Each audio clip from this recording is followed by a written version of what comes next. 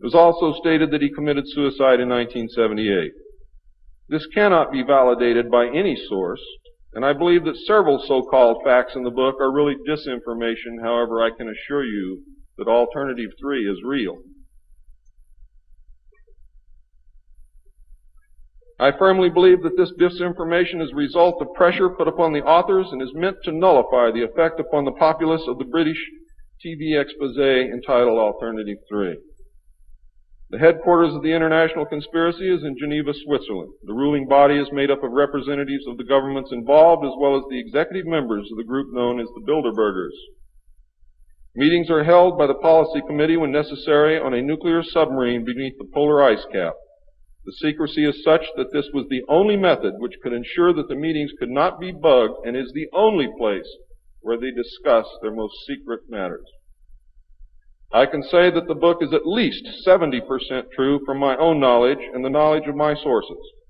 I believe that the disinformation was an attempt to compromise the British TV expose with information which could be proven false, just as the Eisenhower briefing document was released here in the United States under the contingency plan Majestic 12, and which can also be proven false. Since our interaction with the aliens began, we have come into possession of technology beyond our wildest dreams. A craft named Aurora exists at Area 51, which makes regular trips into space. It is a one-stage ship called a TAV, or Trans-Atmospheric Vehicle. And it can take off from the ground using a 7-mile runway, go into high orbit, return on its own power, and land on the same runway. We currently have and fly atomic-powered alien craft at Area S4 in Nevada.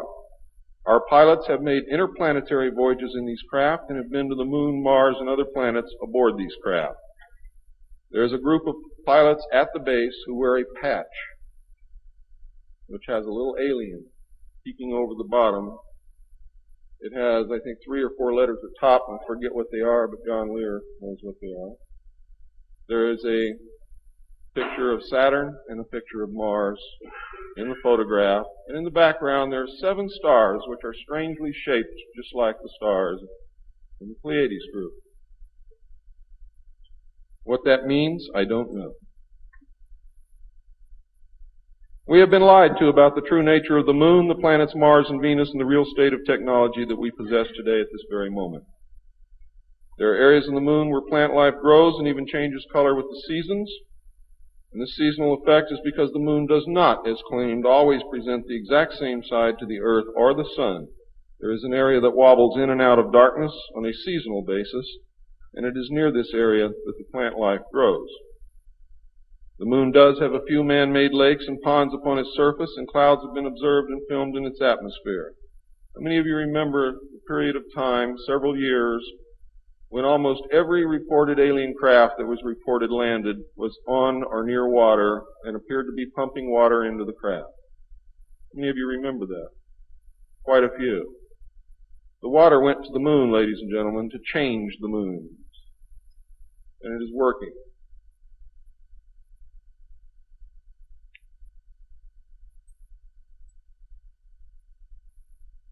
It possesses a gravitational field, and man can walk upon its surface without a spacesuit, breathing from an oxygen bottle after undergoing decompression the same as any deep-sea diver. Ladies and gentlemen, if you can come from 1,200 feet underwater to the surface through decompression, you can go from the surface to 1 atmosphere of vacuum. See, vacuum does not cause a problem for the human body. It's the inert gas that's dissolved in your tissues and in your bones and in the fluids in your body that causes you the problem. If this is decompressed properly, you will have no problem. All you need is a very small amount of oxygen, very small pressure to breathe. You will suffer no harm, except for one thing, that oxygen becomes toxic after breathing it over a long period of time. Therefore, excursions would have to be of a minimal time length. Other than that, there is no reason why you or anyone else cannot walk on the surface of the Moon or in space in a vacuum without a spacesuit. How do I know? I used to be one of the world's experts on deep sea mixed gas breathing mixtures for divers and on deep saturation diving. when I was the head of the Department of the Mixed Gas Deep Saturation Diving Division of the College of Oceaneering. And I can tell you now, it's much easier to decompress to a vacuum and walk on the surface of the moon than it is to bring a man up from 600 feet.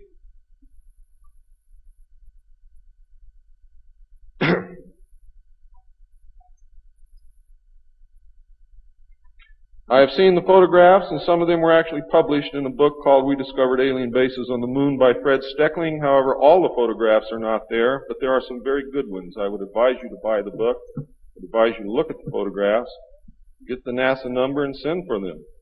I doubt that you can still get them, but at one time you could.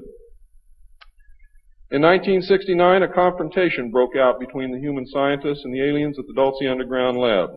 The aliens took many of our scientists hostage. Delta forces were sent in to free them, but were no match against the alien weapons. 66 of our people were killed during this action. As a result, we withdrew from all joint projects for at least 2 years. A reconciliation eventually took place, and once again we began to interact. As far as I know, today we are interacting with the aliens. Now,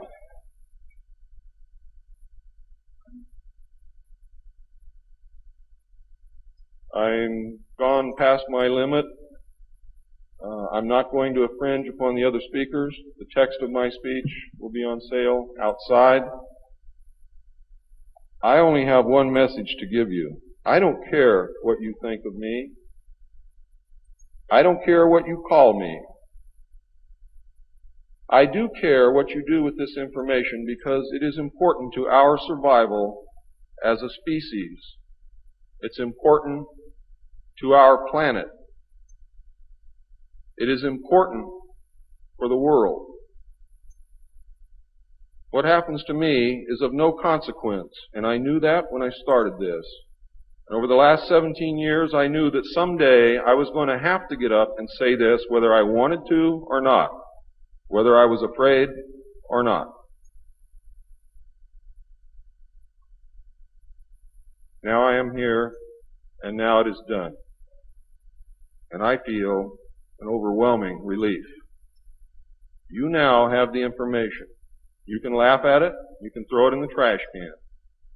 You can burn my house down if you want to. But I am telling you right now, your future, your children's future, your grandchildren's future depends upon what you do with this information. Your own government is selling your children drugs, and you don't seem to care. Your own government has given away the power of the people, and you don't seem to care. There is an apathy that is running rampant in this country that is deadly, whether or not there are aliens.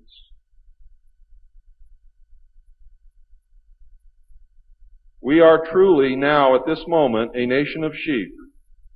And ladies and gentlemen, I assure you that sheep are always led to the slaughter. But it does not have to be that way. There is tremendous power in knowledge. There is also tremendous power in secrecy.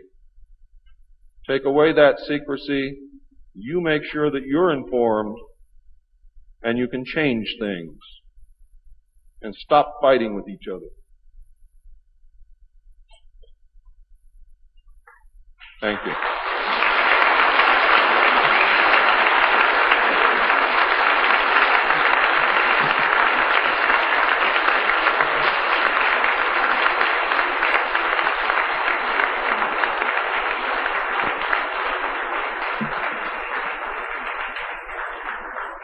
This time, ladies and gentlemen, I think a 5-minute break is in order. What do you think, John? It's been a long time. Please keep it to 5 minutes because we really are very limited on time.